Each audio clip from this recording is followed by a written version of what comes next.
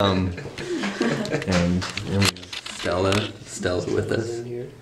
Yeah. She's like, get that camera off me. Okay, I'm sorry. Sorry, Stella. Oh, you don't have to leave. It's okay. We're here with Chris Reno at the Benton Street Gallery. And I guess maybe we should say something about the gallery just to start, so people know that we're not exactly looking at your work on the walls, but someone else's. Yeah, we just had an opening last night for a fellow named Ben Gardner, who's a professor at Drake University, which is in Des Moines, I believe, right? Yep. And he had a show over at the Times Club, which I guess we should say is the art gallery portion of Prairie Lights bookstore, and then he had this temporary second show here at our gallery.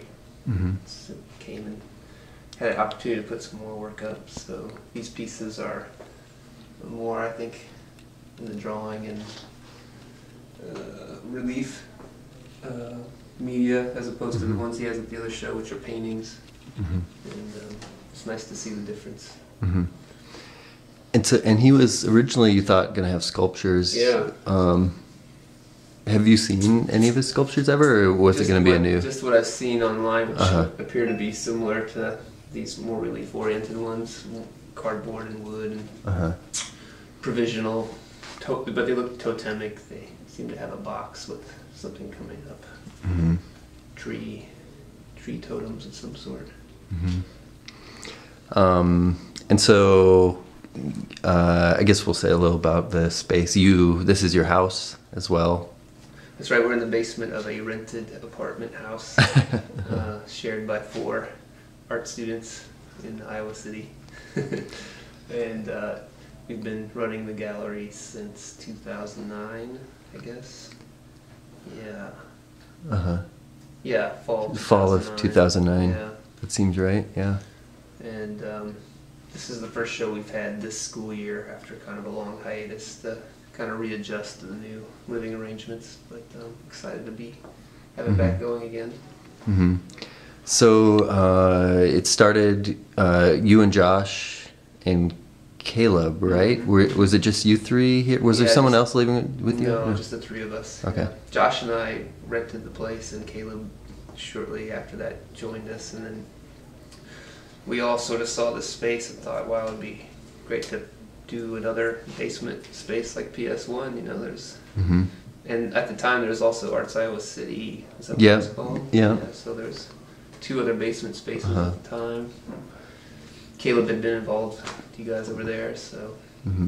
And Christina was involved with Arts Iowa City. Oh, was she? Oh, yeah. But it was, and then it was soon after that they got weird about things and kind of shunned the student body in some ways. Anymore at all, or? They've got a weird, they do, but they do art, but it's the in that same space. No, not in that same space. They moved and they're below Wells Fargo. Anyway, don't talk about that on this video. Kalmia, edit that part out. Anyway, so you're gonna have shows all this we got spring. At least 2 other shows, and hopefully a 3rd for sure. And had some conversations last night. Maybe we'll lead to a 4th. We'll see. Okay. So, yeah. And we're interested about the final pickup event, potentially coordinating with you. Absolutely. That would be nice. So it'd be cool to do pickup event number 3 for this first series here. We could get some music down here. We've never done any real music in the space, so maybe there's something we could organize. You mean like a band? Yeah, sure. Oh. Sure, why not? That kind of, you mean live music? Live nice. music. You've never played a CD down in the basement. We have strict no music policy in this house. But maybe we could probably set that up. Maybe. Yeah. Cool. Well, I don't know. Do you have any? That's a good little overview, I feel, of the space. Do you want to talk about your piece here that you're handing off to us? So the book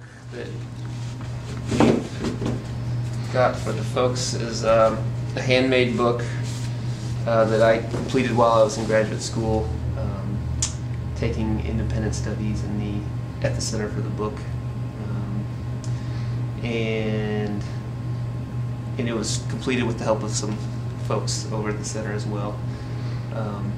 But the idea was that I would combine poems and images into a hand-printed and hand-assembled book. So the poems were written by a woman, Katya Reno, who wrote them about a particular time in New York City, and the photographs were photos that I took at the same time in New York City, and then created these photo drawings and then printed everything on the letterpress, handset type and polymer plate images. The paper is French paper. Is that right? French paper company? From French's, yeah. Yeah, is it French's or French? I don't remember. French or French's, I don't remember. It's machine-made paper, but it's it's their archival butcher paper, basically, or craft paper. And there's a hand-made paper edition of 5 that was made on flax, overbeaten flax paper. It's similar, but this was the machine-made equivalent paper type. So the text is, well, I remembered what font this was, and I've already forgotten what type it was, but I've already forgotten. But the idea of the piece basically was, after I'd made these drawings and started pairing up the drawings of the poems, I thought that spareness would be ideal for the aesthetic of the thing, just to really pare it down to the image and the poem and let them do the talking. And the symmetry of the images also kind of led to the idea of the symmetry of the book. Front and back cover are the same. There's just a title page and a what do you call the back? Colophon in the back, yeah. And otherwise it's just very spare and right to the point. So the proportion of the book, the proportions of the margins, the scale of the image to the book itself took a lot of time futzing around with to try to figure out. And then the form of the book, the drumleaf form of the book, were all things that I spent a good deal of time, and discussions with others on how to make it spare. And it came up, I sort of always wanted to do a collaboration with her, with image and poem, but I'd already taken the book class and had some other previous book ideas that kind of led to this finished, the last book that I made in school, and so it was a really rewarding kind of time. I'm generally a painter, but I do a lot of printmaking as well, and this whole kind of side project with the books really opened me up in a way. Narrative and the book itself as an object, sculptural object, and as the narrative of the book opening up over time, meaning happening, layering in and of itself, and then the idea of the book as a body. The title, the cover is reminiscent of the World Trade Center in New York, where we were there at the time. But it's also reminiscent of 2 people, and then the book itself has the illusion of the body too. So there's all these really interesting poetics to making a fine art book that I found really fascinating, which is what the center does so well. Yeah. So teaching kids about it. So. Yeah. How do you? Maybe this is a strange question, but how do you hope, or how would people interact with this book in a way? I mean, it's kind of a dumb question in some way, but it's not. Okay. Oh yeah, it's a good question. In terms of how they would receive the information without maybe knowing necessarily all this backstory. Yeah, or I mean, I guess I'm interested in that too, but how it. Is it a book that you would ever, display in any way, or is it a... Like, I don't know, with a regular a regular book, a commercial book, often people just read it through. Or if it's like a coffee Right. table book, they spend Right. time with it in a different way. So Yeah. how, I mean, I don't know if you've thought about it a lot, but how Yeah, no, that's might really someone, interesting. in terms of time and space even, Yeah. interact yeah. with it? That's not an easy question to answer for any fine art bookmaker, right? I mean, they Yeah. sell them, and then they're out in the world, and you know, it doesn't really seem satisfying to have them under in a what do you call it, a vitrine. You don't really get to experience it. You don't get that full unwrapping. But then they are. I mean, looks like perfect bound paperback book, but it isn't, you know, and you don't really want it to be destroyed, so you have to be okay with it, I guess. Just being used, and it will deteriorate more than your typical art object, I guess. Yeah. Just because it has to be interacted with, right? Yeah. So yeah, I mean, professional display of the thing would require interaction. So just be on the table with people to look at it, you know. How do you feel about some of the content is 10 years old. Yeah. How do you feel about it, like 10 years out, and what does it mean to like work on a project where this is just coming into the world lately? I was definitely hoping to get it out before the 10-year anniversary. Yeah. Because hoping to get it, because that's when people turn back to the time. I mean, I should say the 10-year anniversary, the 9/11. Although it's not exclusively about that anyway. It's just that's sort of part of the environment. Yeah. The poems and the images, you know, take in.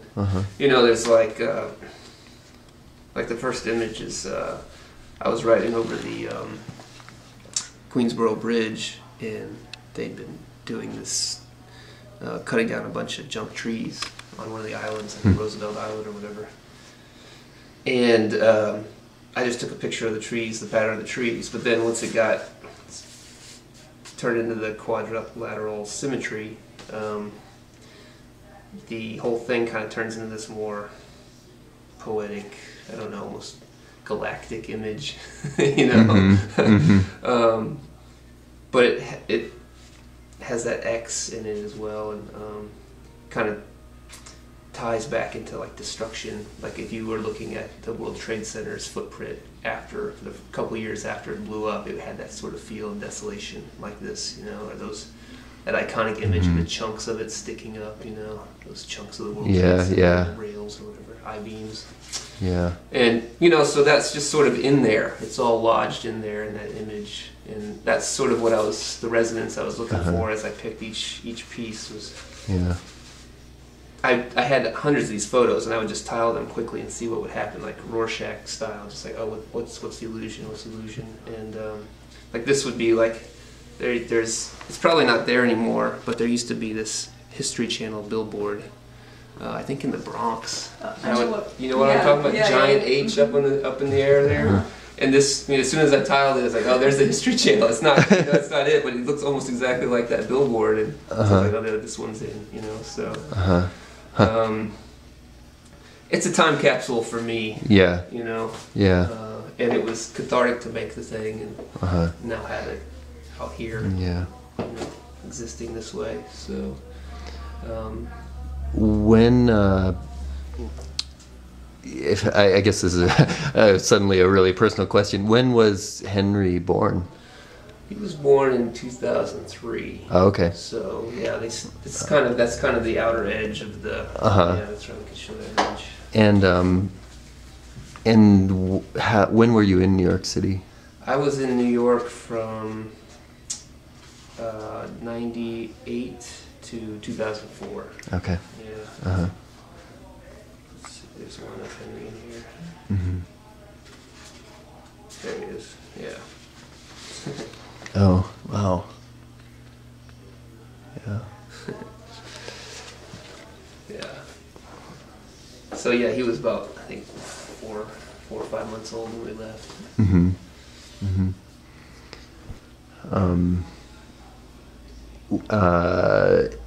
how does Katya what? Say it again? Katya. Katya. Yeah. Sorry. That's so good. I have to edit that out now. How does she like the book? She's happy with it. Yeah, Yeah. she is. You know, there were probably 20 poems that she sent me from that time, and kind of back and forth on which ones fit and which ones didn't. And we had conversations about it, but not too much. She mostly just let me go, sent me the poems and said, you know, do with them what you want. So, we talked a lot about. I've illustrated other poems of hers in the past with more of like a traditional illustration. Like the pieces that I have in the auction now, at that time, I sort of illustrated some poems, and they're kind of like Philip Guston. It was sort of maybe, he would illustrate his wife, Musa Bakim's poems. There's a good book of those called Poem Pictures. It's pretty great. I think it was an exhibition, 20 years ago or whatever. That was my model at first, but then, and those were a lot of fun, but it didn't have quite the same depth of interaction, I think, image to poem.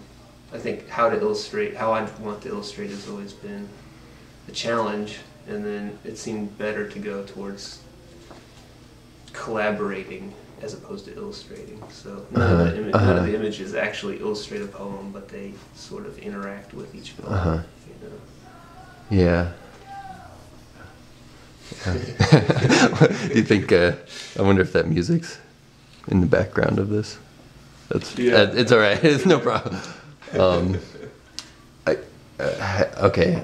I guess no. We're doing pretty good, but we can be done soon. How was it? Like, you did a lot of this collaboration after you guys broke up. Yeah. Right. How is it like to collaborate on a project with your ex-wife? Yeah, well, it's certainly a complicated. Yeah. The whole thing. I mean, the whole object is complicated. Yeah. Yeah. In some ways, I'm self-conscious about, making an object for this project that has that I was a little awkward about introducing it at the dinner the other day. I'm not quite sure how much to divulge about it. Not that I have any desire to hide any of it. It's just that I wonder if people want the baggage of that, like when they see a gift that's like, oh, this is, I was thinking about that too. I was thinking about like, man, we are starting this off with like 9/11, like all this kind of, I don't know. We're starting off heavy. Yeah. But the flip side, Amber's on the flip side of that has made, she's made a really nice print, right. but it's it's gorgeous. It's a snowflake. Yeah. It's got foil stamping on, which is cool, but it's a whole different. It's a different piece for the series, and I mean it's equal. So it's totally. I think it balances out on some level. Hopefully, that's the goal at least. But and I think the information helps. It adds to the piece. There's a melancholy aspect to the piece. The whole tone and color. And it's melancholy, and I think so. There's no reason to not have that information be in there. But in terms of how she and I interacted with it, it's fine. I mean, we respect each other as artists above and beyond anything else personal, and continue to work well that way. So I still read her stories and give her feedback. And she still criticizes my work. Nothing's really changed. And that's probably all small fries too. Having a kid together and everything that goes, that would be where. But sure. We don't. I don't know why. I didn't mean to. No, I'm not intentionally go there. My only concern isn't for privacy, but only that maybe people don't really want to even know about it. I wouldn't want to know, but I don't care myself. Yeah. So. Okay. It's definitely part of it, and I think just amongst anybody else who was to buy the book, I think it would be an important aspect to know about it. So on the one hand, it's fine. I just wasn't quite sure what I was going to say until I stood up and started talking about it. So I keep using like my friend, or I collaborated with my friend on this thing. Who has the same last name as me. Yeah, has the exact same last name, and we lived in New York at the same time. It's cool. Yeah, yeah. Do you have? Do you have any other questions? I don't know. I think that was nice. That was really great. Yeah. I'm gonna turn this off. Yeah, okay. I'll say we're with Chris Reno. This was Chris Reno in the basement of the BS Gallery in Iowa City, Iowa, January 2012. I'll say thanks to the PS1 Okay. and you folks for making this happen. So. Thank you. Thanks for me.